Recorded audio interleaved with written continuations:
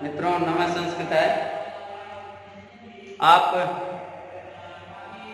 पढ़ रहे हैं कि वृक्षों में प्राण होते हैं कि नहीं। इस पर पक्ष विपक्ष दोनों की राय आप पढ़ रहे हैं। तो आइए हम थोड़ा सा देखते हैं कि अद्रवत्वात् लिखा है, अद्रवत्वात्, और लिखा अनग्नित्वात्, लिखा है अद्रवत्वात् अनग्नित्वात् अभूमित्वात् अवायुतः। देखिए कि अभी और बता रहे हैं कि अद्रवत्वात्, कह रहे हैं कि द्रव माने होता है, द्रव मतलब होता है कोई लिक्विड चीज, जैसे पानी हुआ, खून हुआ, ये सब द्रव के रूप में। तो कह रहे हैं ये वृक्ष जो है अद्रवत्वात्, मतलब इनके अंदर खून नहीं हो। इनके अंदर क्या नहीं होता? खून नहीं होता है। और अग्नित्वात्, और इनके अंदर अग्नि भी नहीं होती। अग्नि का मतलब ऊष्मा, गर्मी। अग्नि का मतलब क्या? कि इनके अंदर गर्मी भी नहीं होती है और इनके अंदर खून भी नहीं होता है। अभूमित्वात्, और कह रहे हैं कि इनके पास अभूमित्वात् मतलब क्या? कि जैसे कि इनको जहां आप खड़ा कर दीजिए वहीं पर ये खड़े रहेंगे, ना एक पद इधर जाएंगे ना उधर जाएंगे, मतलब कि भूमि से इनसे कोई सहानुभूति नहीं है। अवायुत, और कह रहे हैं कि ये वायु भी मतलब हवा से युक्त नहीं होते। जैसे हम हैं, हवा हमेशा लेते हैं, हवा से युक्त रहते हैं।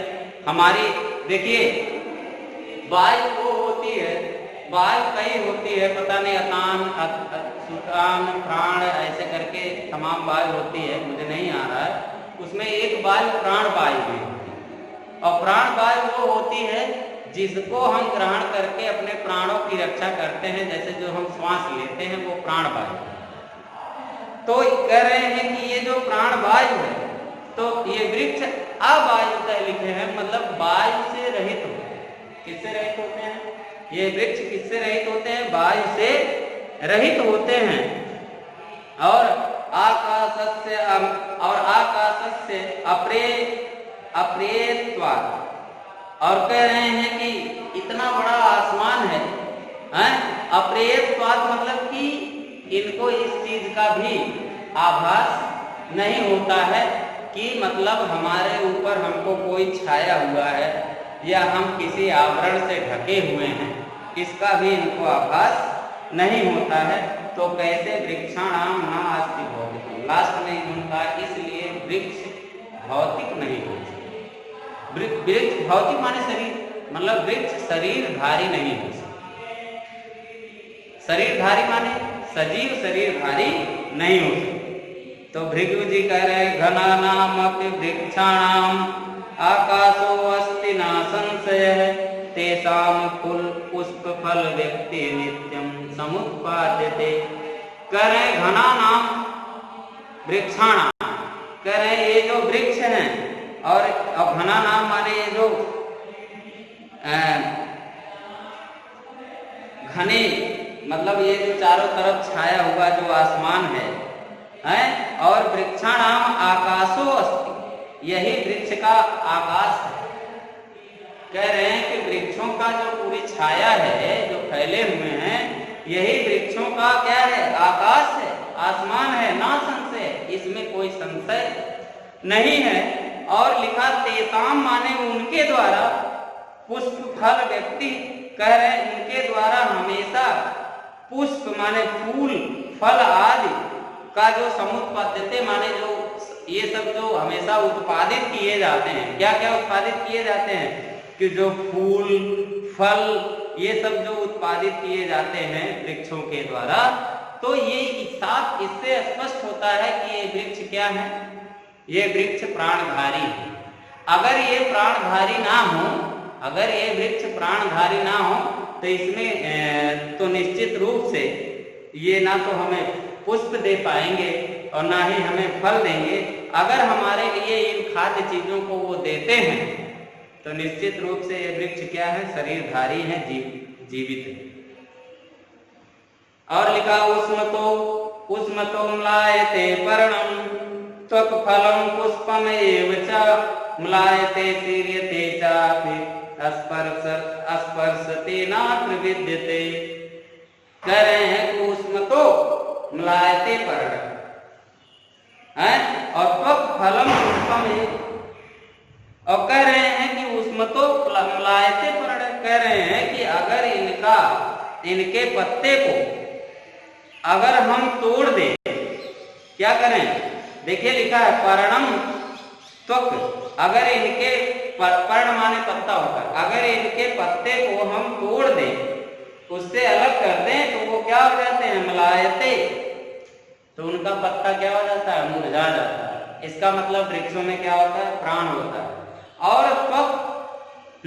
त्वक फलम पुष्पम, और कह रहे हैं कि अगर इनके फल को, इनके पुष्प को और इनके पत्ते को अगर हम क्या करें, इनके शरीर से अलग कर दें, मतलब तोड़ दें, तो ये क्या हो जाते हैं, ये हो जाते हैं क्या कि ये मतलब मुरझा जाते हैं।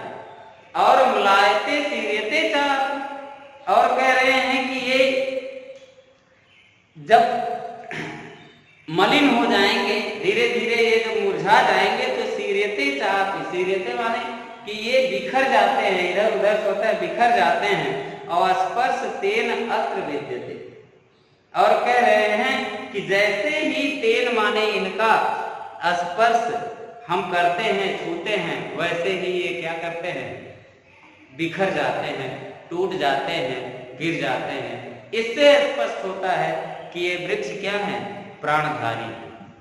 इन वृक्षों में क्या है, प्राण है। इसलिए मेरी राय में भी जब इन वृक्षों का कोई भी पत्ता, कोई भी फल, पुष्प, जब ये क्या होता है, जब हम इसको तोड़ देते हैं तो ये सीर्यते में जब हम ये तोड़ देते हैं तो ये क्या हो जाते हैं, मलायते हो जाते हैं। मलायते माने मलिन हो जाते हैं, मतलब ये धीरे धीरे सिकुड़ जाते हैं, इनकी शोभा क्षीण हो जाती है। और क्या करते हैं कि जैसे ही हम इनका स्पर्श करते हैं, वैसे ही ये क्या हो जाते हैं, स्पर्श करते ही सीर्यते माने टूटकर गिर जाते हैं। और जब तक ये अपने शरीर से जुड़े होते हैं, जब तक ये पेड़ों से जुड़े होते हैं बच्चों, तब तक अनिवार्य रूप से ये जो वृक्ष हैं ये क्या हो जाते हैं, तब तक ये वृक्ष के फल फूल सब जीवित रहते हैं। तो कहीं ना कहीं अगर मेरी राय माना जाए तो मैं भी इसके पक्ष में हूँ कि इन वृक्षों में जान होती है, इन वृक्षों में प्राण होता है और हमें इनकी रक्षा करनी चाहिए। आप पर्यावरण का पाठ पिछले कक्षाओं में पढ़े होंगे तो आपको आभास होगा कि ये हमारे लिए कितने कीमती। अब आज सरकार भी, हर सरकारें अपने राज्य में देखिए सड़कों के किनारे वृक्षों को लगवा रहे हैं। ये हमारे लिए तो फायदेमंद है और हम इनके लिए फायदेमंद हैं। हम सभी लोग इनको भोजन देते हैं और ये हमको भोजन देते हैं। तो ये जो वृक्ष हैं ये जीवित हैं, मुझे भी लगता है। और शेष बच्चों आपका ये 9 श्लोक इसमें हो गया और कुल 18 श्लोक है। अभी अगले टर्न में आपको पढ़ाया जाएगा और इससे संबंधित कुछ PDF के रूप में जो शब्द हैं व्याकरण के वो मैं देता हूँ, उसको आप पढ़िए और उस पर विचार करिए। और पाठ किताबों में सबसे पीछे कुछ धातु रूप, कुछ शब्द रूप दिए गए हैं, उनको आप थोड़ा याद करिए और याद करेंगे तभी हम जो लिख के दे रहे हैं वो आप समझ पाएंगे कहाँ गुरुजी ने सही लिखा है। और नहीं तो फिर खाली ऐसे पढ़ लेंगे और हवा में रह जाएगा, मेरी सारी मेहनत व्यर्थ हो जाएगी। तो इसलिए आप लोग भी इसका ध्यान दीजिए। मित्रों, नमः संस्कृताय। फिर आपसे अगले दिन मिलेंगे।